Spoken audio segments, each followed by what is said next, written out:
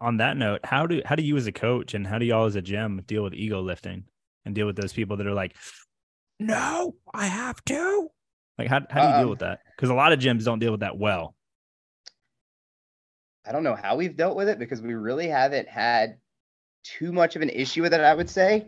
Mhm. Um, maybe it's the programming, maybe it's the way like that I set up our strength work and stuff like that. And when we're doing it, we do percentages and things like that. And I get on people about that. Like I'm doing the math in my head, like, cause I know a lot of their maxes and I'm looking at the bar sometimes. I'm like, hey bro, I'm like, that's not 70% for you, is it? And they're like, oh, I thought it could go a little hit. I'm like, no, like stay at your 70. Like I wrote that percentage for a reason. Stay at that number. Um, or if it's like a max lift day or a heavy, like a 3 rep max or something, and you see it and you just see form degrading, it's like, hey, Mhm. you just walk up to him and say, hey, dude, like let's leave it be for the day. And I've really never had anybody push back. They're usually like, okay, like yeah, you're right. Like they know. Like you just need to say something, and Mhm. they know. You know, they Yeah. just needed you to call them out on it, and you don't have So to do it in a mean way. yeah. No, that makes sense. It's almost like the culture, like of kind of the staff in general, maybe from ownership to all the, your morning coaches and everyone in between has kind of trained people to understand that the culture is this way, that, hey, we're here to get better and progress for whatever that means for you. But we're not here to Mm-hmm. break your back out. And we're not here Right. to not be able to walk next week because you decided to go 85% when I said 65 on everything. Mm-hmm. Right. So it's a different kind of, it's not hyper competitive for the sake of competition. Right. And I think you can, if you do a good job of like explaining to people like there's purpose behind what you're doing, they understand that by going lighter, they might get better. If you can explain that to them Yeah. and show that. I think one of the things that I've done this year that I've never done in the past is I actually wrote out like our 2023 game plans, what I called it. So Mm. it has all of our cycles for the entire year, what they're about, why we're doing them written out. So like things like that you can give to people to see, and now they know like, oh, Jake's not just pulling stuff out his butt. Like it's like Mm-hmm. there's thought that goes into what we're doing, why we're doing this. Like, you know, there's basic strength and conditioning principles that I'm using to progress people and to make them better. It's not just the normal constantly varied, which people take as constantly random, which is not right. It's like people think CrossFit is just random stuff, and it's like it can be, but should it be? No, like there should be a progression. There should be like Mm. we should be looking at things and how they're going to improve upon each other day after day. Yeah.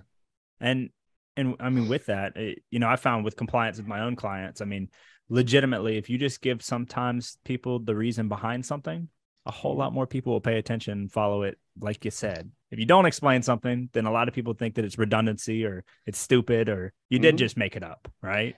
Yeah. Well, let's be honest. Like some things look stupid, even though they're not. Like I might give you an EMOM, like your handstand push-ups suck, and so I might start you drastically under your capacity and build you up.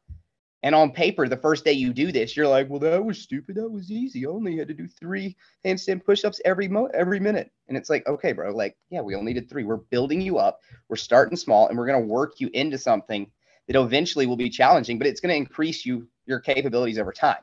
I don't Mm-hmm. need you to start week 1 at like, I'm going to die max effort. Like you're not going to improve from that.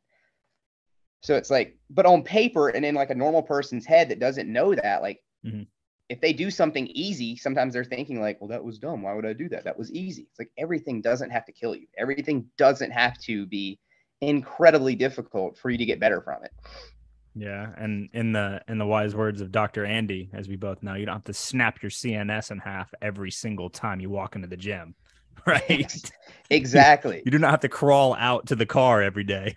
No, no, absolutely not. And I think that's a lesson that um, I had to kind of learn the hard way. I think most of us do. I think most of us learn that lesson when we first started in a CrossFit, especially if we're competitive at all. And we see Rich Froning and we see Frazier and we see these guys just running through freaking wall, or what we appear. I don't think they're actually running through walls like we think they are, but what we see on social media, it appears that they are just trashing their bodies and doing 20 workouts a day. But it's like, no, they have the capability to recover from that because they have people there to help them recover and facilitate recovery that you most likely don't have access to. They're sleeping 10 hours a day. You're sleeping 6, bro. Like it's a different, there's a difference, and people need to understand that. Yeah. And you're driving through your fast food, which I am also, guilty as charged every now and again, but I'm Oh yeah. not eating all of my meals meal prep from a chef. Like I'm No. not I'm not doing cryo multiple times a week, doing sauna every day, optimizing the optimally optimal. Like I'm not doing that, dude. It's not my life. So of course I can't recover like somebody that's their full job. I would hope that they could recover more. Yeah, exactly. Yeah, the fast food's funny. Like we ate, me and Mel, my fiance, her name's Mel. Mm-hmm. We finished quarterfinals up, and we're like, dude, we got to get out of town. Like Mm-hmm. we just need a break. So we drove up to the Battery, got a hotel, stayed up there, had fun. Like we never drink. So we went out and we had like 5 drinks apiece, and like I'm like, dude, how do people do this? I'm dying. Like the next Yeah. day felt like crap. And then my buddy Chase, he was one of our quarterfinalists too. Me and him, Mel and Sydney are on a group chat together, and Chase was like, dude, I just got some McDonald's. I'm like, I haven't had McDonald's in 10 years, and neither have Mel.